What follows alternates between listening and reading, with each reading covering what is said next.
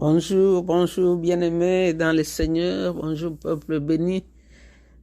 C'est vendredi. Vendredi, nous appelons vendredi louange, vendredi adoration. Parce que vendredi, nous mettons juste un accent sur l'adoration. Vendredi, nous ne faisons pas la méditation comme nous la faisons tous les jours. Vendredi, c'est un jour que nous avons mis à part pour adorer celui qui nous a créés, celui qui nous a justifiés, pour nous rappeler de ce que Jésus est, ce qu'il a fait et ce qu'il est pour nous. C'est pourquoi nous disons vendredi louange, vendredi adoration. Les Américains disent merci Seigneur, c'est vendredi aujourd'hui. Pourquoi? Parce que vendredi précède le week-end, qui est le moment considéré comme un temps de repos. On se relâche un peu. Mais nous avons choisi vendredi pour dire merci pour la semaine. Nous avons choisi vendredi pour reconnaître la grandeur, la toute suffisance de Dieu. Nous le faisons tous les jours, mais vendredi nous ajoutons juste un plus. Alors, c'est encore une fois, Maman Jeanne, nous sommes avec les mamans adoratrices, nous sommes Jaël. Dieu nous a bénis. Dieu nous a fait du bien. Beaucoup de gens sont partis, sont partis dans la gloire, nous ont précédés. Un jour nous irons aussi, mais pour le moment nous sommes encore de ce côté de l'éternité. Dieu nous a laissés parce qu'il n'a pas encore fini avec nous. Nous savons que la vie de l'autre côté, elle est paisible. J'ai expérimenté cette vie-là. Ce que nous faisons ici, nous le ferons de l'autre côté. Je me rappelle quand j'étais allée, j'ai rencontré ce jeune homme qui était mort deux mois avant que je ne tombe dans cet accident. Je l'ai vu en train d'enseigner dans une classe. Et ce matin, j'ai été bénie par un témoignage d'une autre femme qui a expérimenté aussi la même chose. Elle est allée, elle s'est retrouvée dans la classe de Miles Morrow. Donc, ce que nous faisons ici, ça va, nous allons les retrouver de l'autre côté. C'est pourquoi fais bien ce que Dieu t'a confié. Si tu es un enseignant, enseigne bien. Si tu es celui qui aide, aide bien, parce que tout ce que nous faisons ici, le Seigneur ne perd rien. Tout ce que nous faisons pour lui, nous allons les retrouver de l'autre côté de l'éternité. Donc, aujourd'hui, nous continuons notre étude sur le tabernacle. Nous avons vu que le tabernacle, c'est un modèle de la prière, comme la prière de notre Père, c'est un modèle de la prière. Alors, la prière que nous faisons en poursuivant le tabernacle, nous avons vu que quand nous venons à la place de la prière, nous nous sommes préparés spirituellement. On ne va plus construire un tabernacle quelque part pour suivre tous les chemins. Mais ce tabernacle, c'était un endroit que Dieu avait donné à Moïse tous les modèles pour le faire, parce que les enfants d'Israël venaient de l'esclavage. Tout ce qu'ils ont connu, c'est de l'esclavage. Donc, il fallait quelque chose qui puisse leur faire oublier leur vie d'esclave pour maintenant savoir qu'il y a un Dieu qui les a délivrés de l'esclavage. Dieu avait donné le modèle à Moïse. Il lui a dit, fais tout selon le modèle qui t'avait été donné. Et Moïse a construit ce tabernacle. Tout ce qui était dans ce tabernacle, les matériaux utilisés, tout était le modèle que Dieu lui-même avait donné.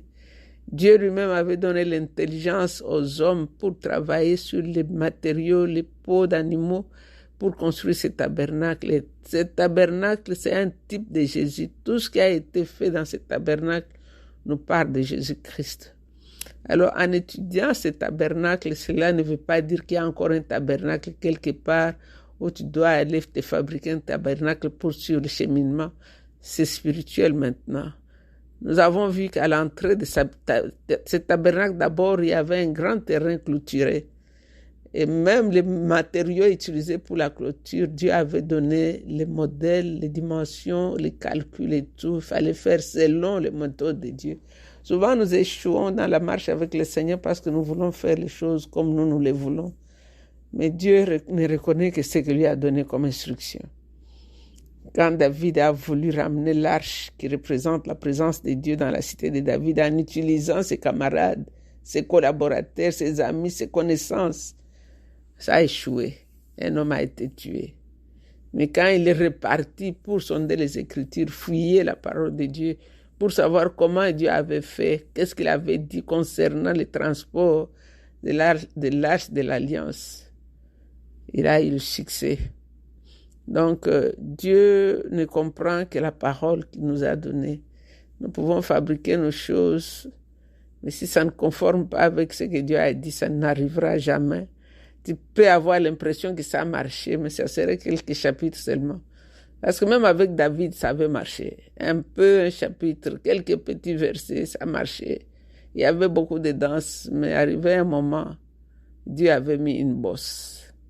Et on nous dit que les chars qui transportaient l'arche a trébuché, les bœufs ont trébuché. Uza a voulu aider, Dieu a tué Uza. Donc revenons aux méthodes de Dieu, revenons à la parole de Dieu, faisons les choses avec Dieu. Donc nous avons vu que ce tabernacle avait trois parties. Il y avait la partie extérieure qu'on appelle le parvis. Il y a d'abord la clôture, et puis la partie extérieure qu'on appelle le parvis. Dans le parvis, nous avons vu qu'il y avait deux grands objets là-bas. Il y avait l'autel de rein, c'est-à-dire l'autel de bronze. C'est les bronzes qui portent le feu. Alors, sur l'autel de bronze, c'est là où on déposait les sacrifices. Les sacrifices qui étaient un animal qui était supposé prendre le péché de celui qui l'a mené. Le pécheur vient une fois par an avec l'animal pour les sacrifices. On choisit un animal qui est sans défaut. Alors on met sa main là-dessus, comme si on transférait ce péché dans l'animal. L'animal est tué, son sang est déversé, sa chair est consumée. Cela représente que les péchés de cette famille sont couverts pour une année. Mais Jésus, lui, quand Jean l'a présenté, il a dit, voici l'agneau de Dieu qui ôte les péchés du monde. Jésus a ôté les péchés du monde. C'est pourquoi les hommes de Dieu prêchent que les péchés passés, présents et futurs effacés. Mais pourquoi nous devons nous repentir alors si les péchés passés, présents et futurs sont effacés?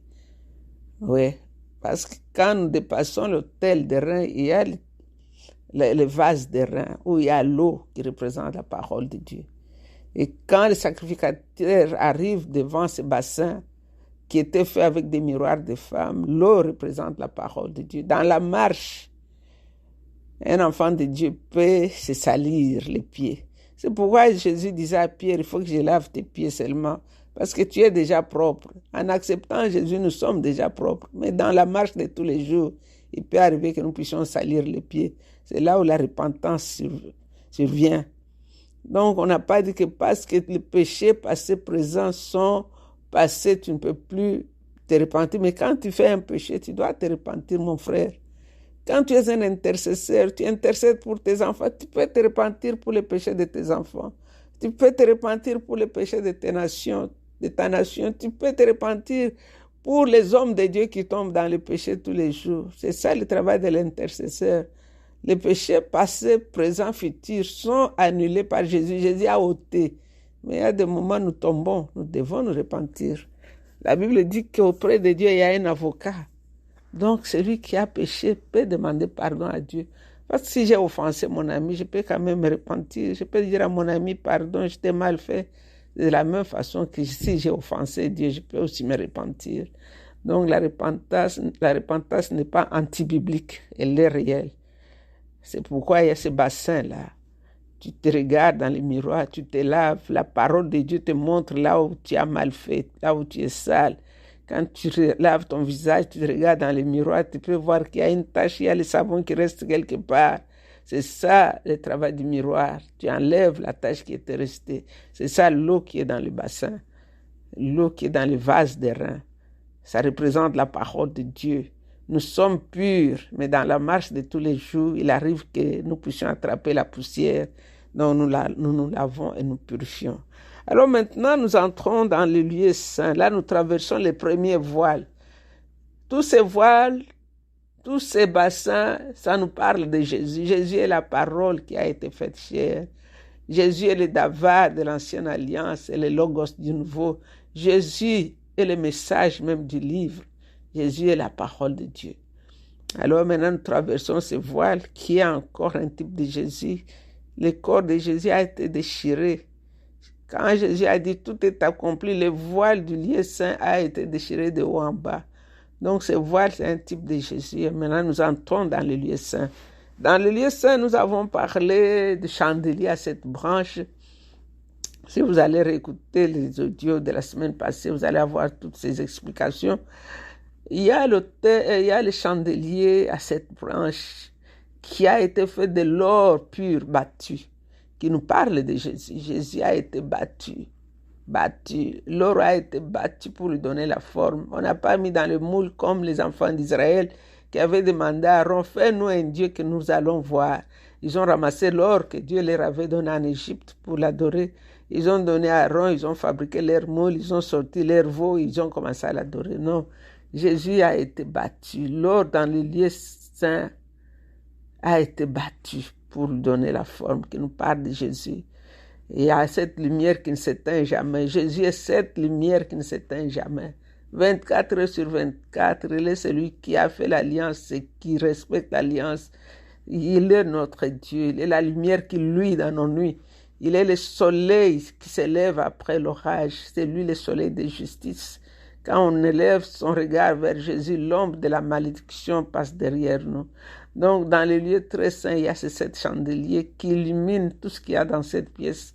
Parce que de l'autre côté, il y a l'autel de pain de proposition qui nous parle aussi de Jésus qui est le pain de vie. Il y a les 2 rangées de pains qui sont mis sur cette table, les 6 qui nous parlent des 12 tribus d'Israël. Alors, ça nous parle aussi de l'alliance que Dieu a fait avec nous à travers sa parole. C'est en mangeant la parole de Dieu que nous allons connaître Dieu. Moïse a dit à Josué, médite, que cette parole ne quitte jamais ta bouche, médite la nuit et jour. Jésus nous a dit que sa parole dans nos bouches, elle donne un goût plus doux que du miel. Quand nous mangeons la parole de Dieu, elle nous fait grandir, nous croissons dans la connaissance même de Dieu. C'est dans la parole seulement qu'on peut trouver Dieu. C'est dans la parole qu'on peut écouter Dieu. C'est dans la parole qu'on peut connaître Dieu. Alors, dans le lieu saint, il y a ces 2 rangées de pain qui représentent la parole de Dieu. Comme nous avons vu l'eau dans les bassins qui nous parle de la parole de Dieu. Ici, la parole, le pain, c'est la parole de Dieu. Alors, avant maintenant d'entrer dans le lieu très saint, devant les voiles, il y a l'autel qu'on appelle l'autel de parfum. Ça, nous trouvons dans Exode 31 à 10.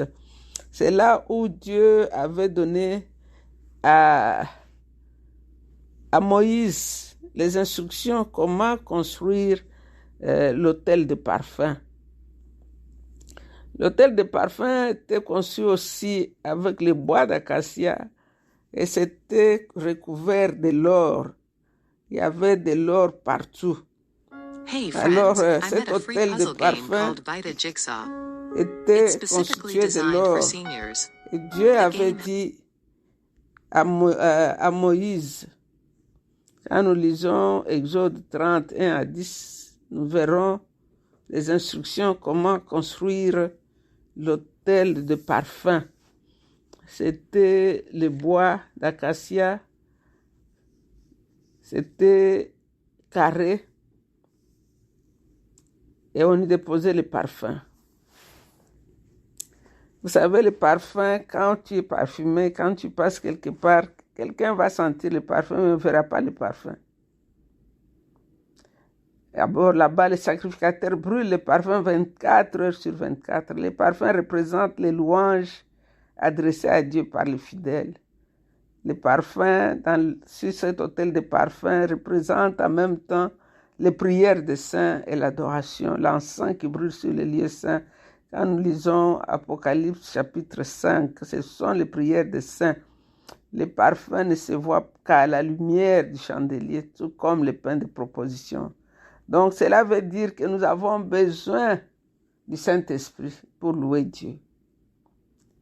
Parce que Jésus a dit, c'est l'Esprit Saint qui va vous dire qui je suis.